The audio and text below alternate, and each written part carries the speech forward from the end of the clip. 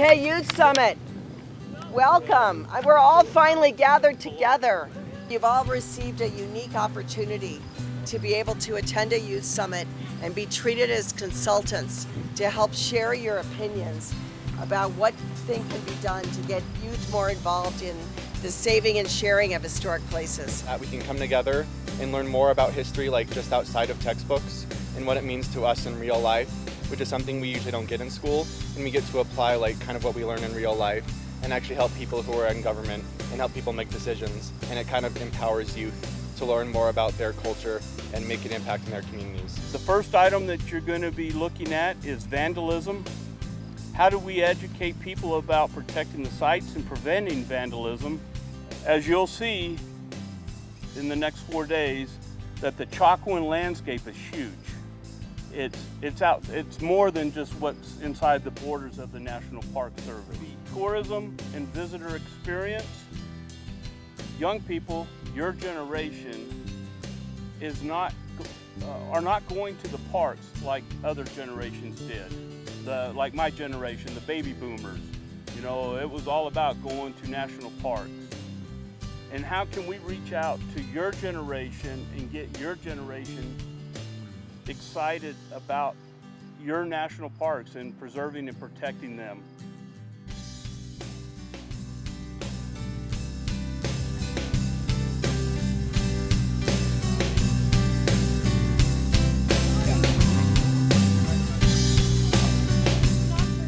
But today, I'm going to show you guys how to work with buckskin. We're trying to sew them together, I guess, with this what's it called? Sinew. Sewing is very difficult, which I am learning right now. I think all of us are. So it gives us a newfound appreciation for kind of the basic lifestyle and the kind of things we had to do that we don't have to do. Don't know the right name, but I believe they're medicine pouches. Have cornmeal, flour, sentimental value to it. Herbs and medicinal value to them. Some of you might They want us to keep their little piece of culture close to our hearts because we're gonna wear them around our necks. All right, so what you want to do, I'll show you on this side, is take it, first you want to take it through here like this. It's going to be kind of hard to demonstrate since I've already done the side. And then you want to go back through and secure the bottom like this. So you want to get this one on top. Right, so now the bottom of the bag is secure. So welcome. I'm glad to see everyone here, and usually this tour takes me an hour and a half, so we're going to be really pushing it.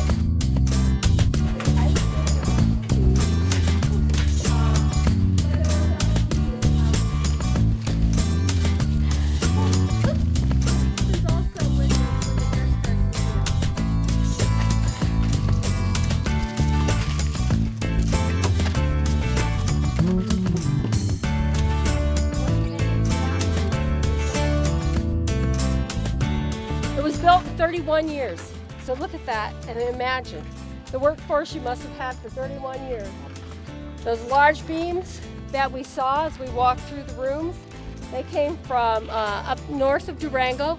So we're talking about 40 to 60 miles away, talking about a great culture and the people still around today who can come and give us insight about this. Heritage Committee of UNESCO, part of the United Nations, which is, as you know, the international body that decides on UNESCO World Heritage protection. Every year, this Committee of UNESCO sees many nominations from sites all over the world. We're deciding if this should be a nominee for that. So we're deciding whether this national park should become preserved by UNESCO. Versus this island in Japan, and we're deciding whether it should be a World Heritage Site. These are international sites that are protected from all around the world because they show global importance rather than just importance to one country, and it's based off a set of criteria, and we are analyzing a particular site to see if it meets those criteria.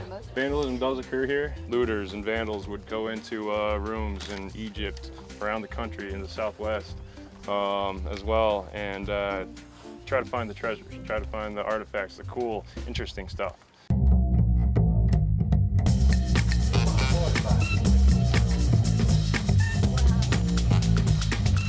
Gives us insight, however, it shows that vandalism occurred throughout time here. The vandalism you'll see in here, even though it happened 100 years ago, it's still vandalism.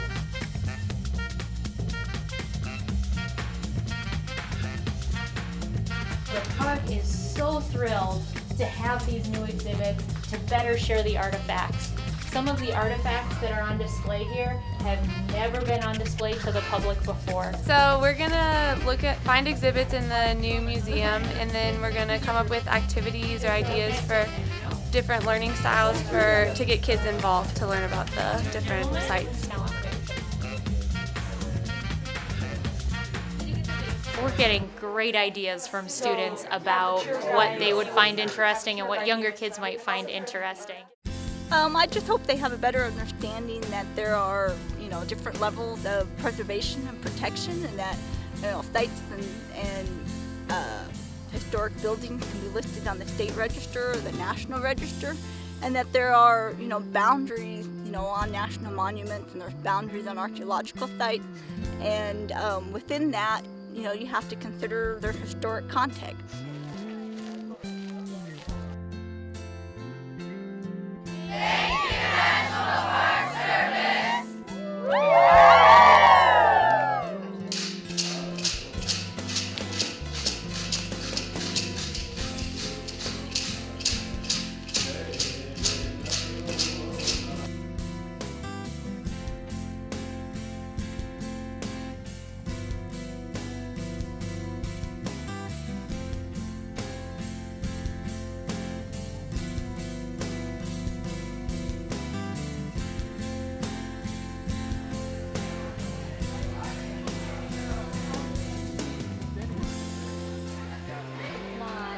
You could tell that the kids definitely put a lot of work into what they're doing, and they're very passionate about their culture, and I thought that was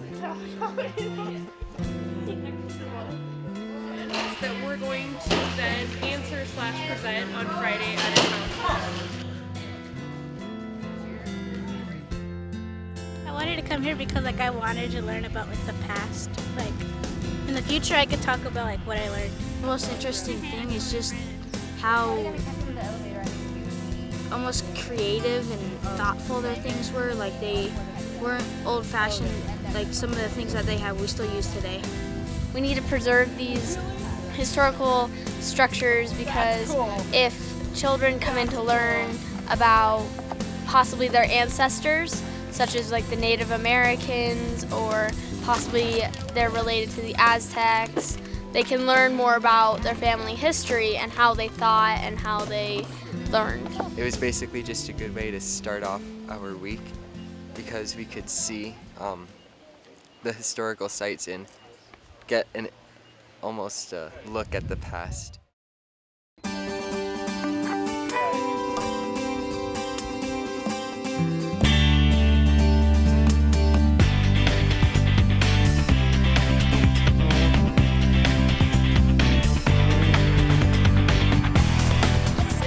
North Road as a linear feature runs from on top of the mesa just north of Pueblo Bonito, the largest ancestral Puebloan site.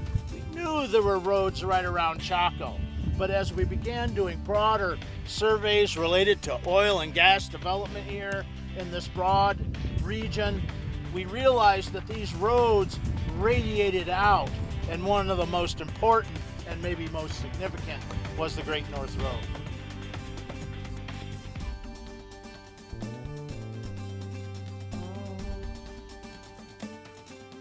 So a lot of grazing, BLM does that. What's that back there behind us? Oil and gas. Okay, anybody here goes hunting and fishing? Or family members do? Okay. Mountain biking? We do a lot of collaboration with other agencies as well. The Park Service, U.S. Fish and Wildlife, we do it with the Forest Service, we do it with the state office. I mean, it takes a lot of work just to get a project through in terms of budgeting and communication.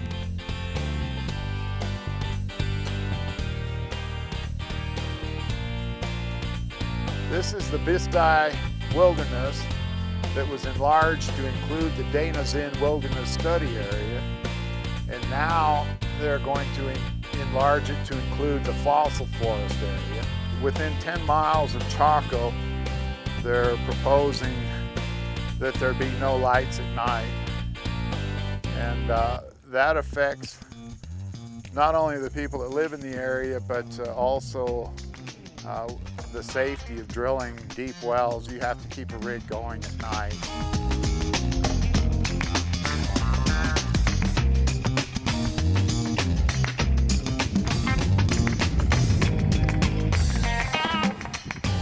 Chaco is the center of the Pueblo world. Really privileged to be here, and we're thrilled that you're here with us.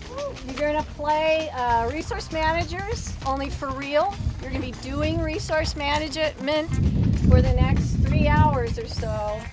Let's take off. We're looking at the quadrants for certain artifacts that are found. We're looking for these decorated ceramic. We have white ceramic, utility corrugated, utility plain, redware. We have lithics, your tools and flakes. And we have groundstone, bone, charcoal, or other is what we can look for.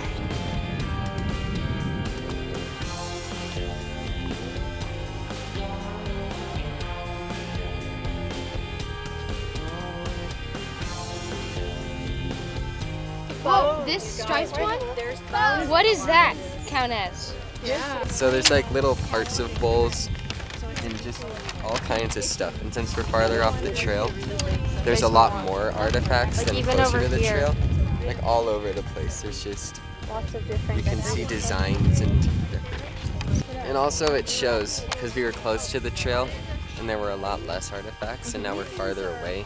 There's a lot more artifacts. So it shows that really there's a lot of vandalism happening. It tries to help us figure out what we could do to stop the vandalism and keep all this cool stuff out here.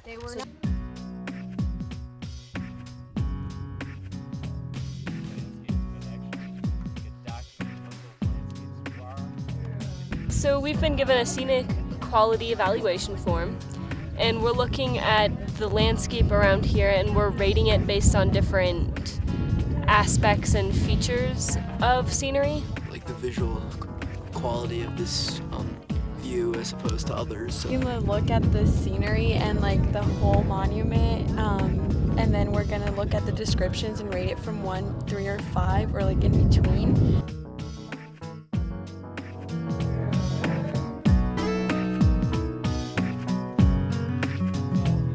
How important mapping is to archaeology is sort of the foundation of what we do. We like to know where we are, and when we find stuff, we like to be able to put it on a map somewhere so that we have a record of it. So this is ground penetrating radar. It is one method in a suite of techniques referred to as remote sensing, which is just a way to acquire information about something without physically coming into contact with it. So this is actually mapping stuff below ground, so stuff that's actually buried. And I got my piece of paper, I'm gonna set my compass down and I'm gonna orient it towards north. Once I've found north, I'm gonna draw an arrow pointing in that direction in this left-hand corner over here at the top. And after I've drawn the arrow pointing towards north, I'm gonna put an N underneath it. So that tells you on this map where north is. Can you guys do that for me?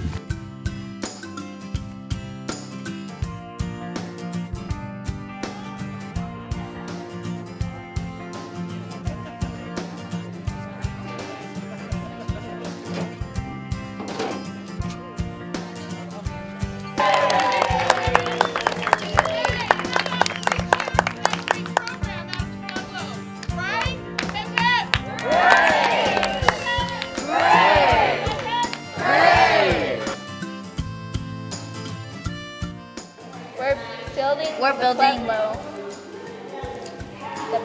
Right now we're making the walls. Yeah, we're gonna start building the roof. We just need like extra stuff. Rocks. Flat rocks. Flat rocks, not rough rocks. Why do you think you're making them? So we can make a building. A pueblo. We're creating posts or topics for posts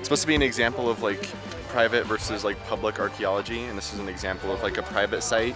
And so we've kind of got to question if like sites should just remain as they are, because archaeology is, like Ann just said, is a one-way street. Like once you do something, you might destroy something permanently. And so we have to find a balance between like taking these sites out so people can see them and appreciate them, but also leaving them preserved as they should be. And that bright white slip is a hallmark of Cibola, Chaco, and ceramics. And in fact, we have opened up some of these and looked at the temper in them, and they are ceramics from the south. They are not local to this area.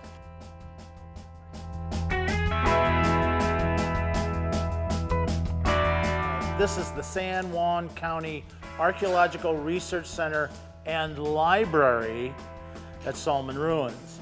Basically, we're just taking a whole tour of the Solomon Ruins, and he's just telling us all about stuff, like they're showing us parts that aligned with like summer solstice.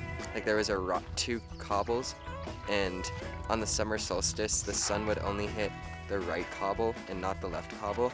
Right now we're just going through the Salmon Ruins and learning about all the different rooms and sites that are here at the Salmon Ruins. And we just went into one of the rooms that we went down to the ground level on. And it was really interesting to see how they found out that at first it was a square room, until then later they made it into a circle. So Larry just told us all about how they can take different parts of the rooms and find out when they were all developed and when they all were built.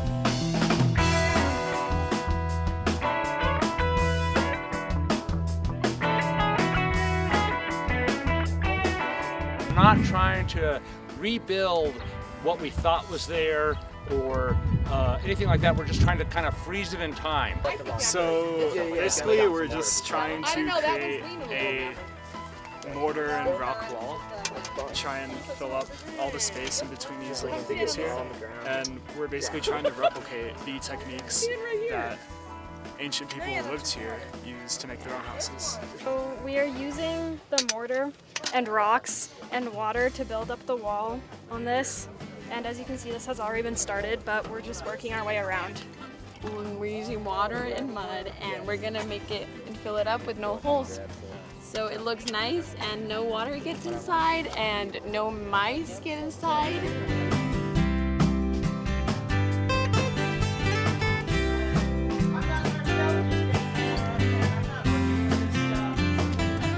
I'm Tori Myers from Solomon Ruins, and I would hope that the students will learn from this all of the different parts of archaeology, why it's important, and all of the ways that people can have different specialties within archaeology.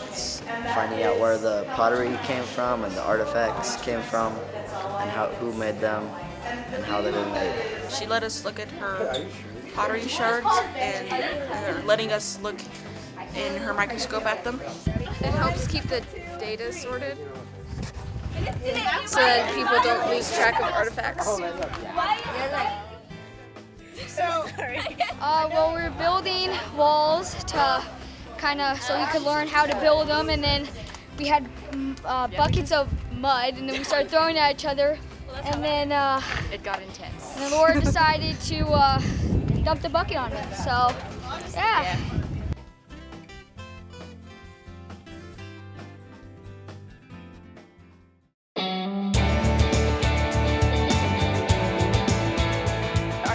Page. We also have a Jolt Your Journey Facebook page. This is a post that we ran a couple of months ago on Visit Farmington about when it was the free entry into national parks. It's old, but the Park Service actually turns 100. And so we're going to have a celebration for that.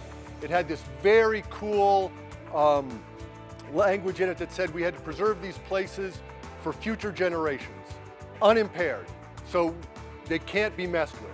Now, that works better in theory than in fact, but the fact is, these places are much better preserved than they would be otherwise. And who are they preserved for? You guys, your kids, their kids, on through history, right? And yearly we have consultations, and it's the parks are mandated to have these kinds of gathering with the Native Americans. And I've had an entire career as an archaeologist, largely because of the National Historic Preservation Act, so I have a personal stake in it. And I have a stake that it's been around for 50 years. I haven't worked quite that long, but close. And I want it to be around in a meaningful way for at least 50 more years. So we're right now just practicing and getting feedback from our peers to help improve our speeches. It really helps with, I guess, tomorrow. Not a lot of people go up on stage sometimes, but with Youth Summit, it gives you experience, I guess. And Yeah, at the town hall. This is experience for public speaking, and this whole thing is about leadership. So this is a good way to be a leader. Some of the Pueblo people, and they had said when they built the ruins a really long time ago, it was from the earth, and then they wanted to complete the natural cycle. That people can use while looking at the Chaco sites that will explain the different and how they lived. And it's important because we want to see how value and how we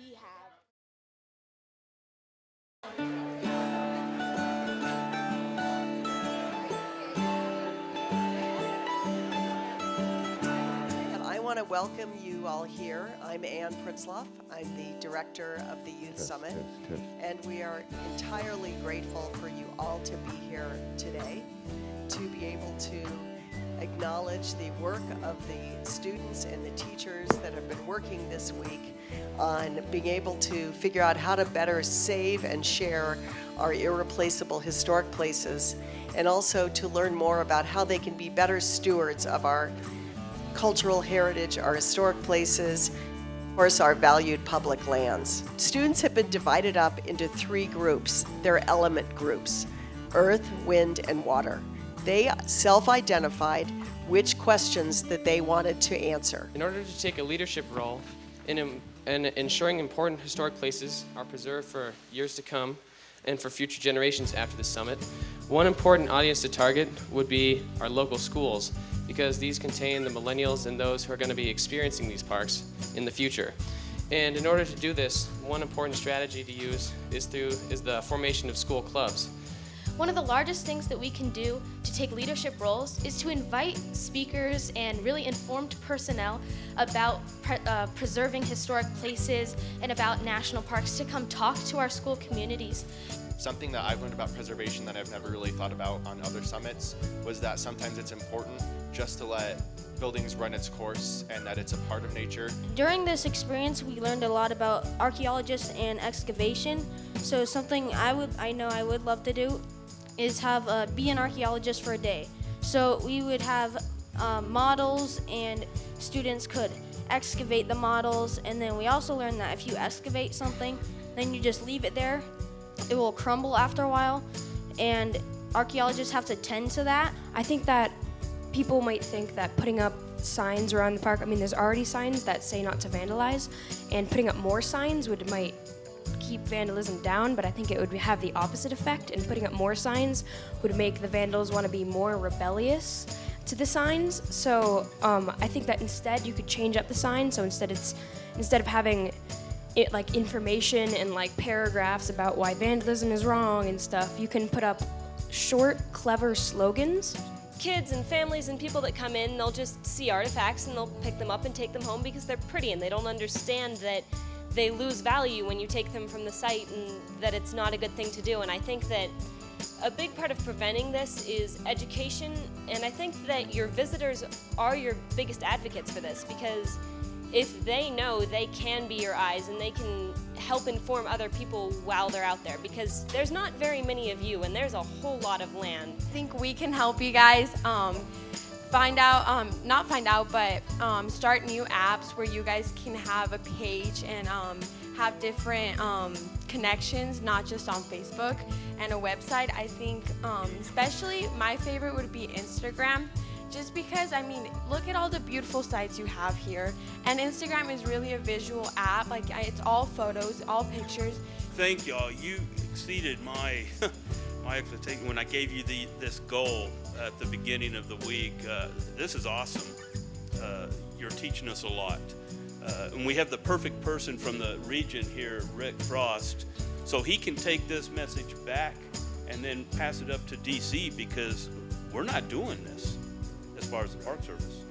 The Youth Summit this year has definitely been a great experience for me, and I'm so thankful to be able to participate in this because it makes my summer a lot more amazing, definitely getting to see like the different cultures that I usually don't get to experience in Colorado.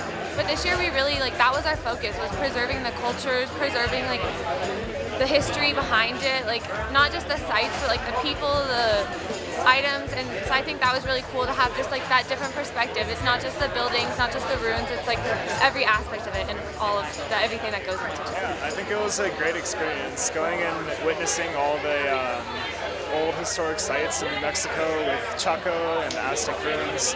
It was just amazing, honestly. Youth Summit is amazing. We walk a lot and we stand a lot, but we learn so much, and it's the best part of the summer.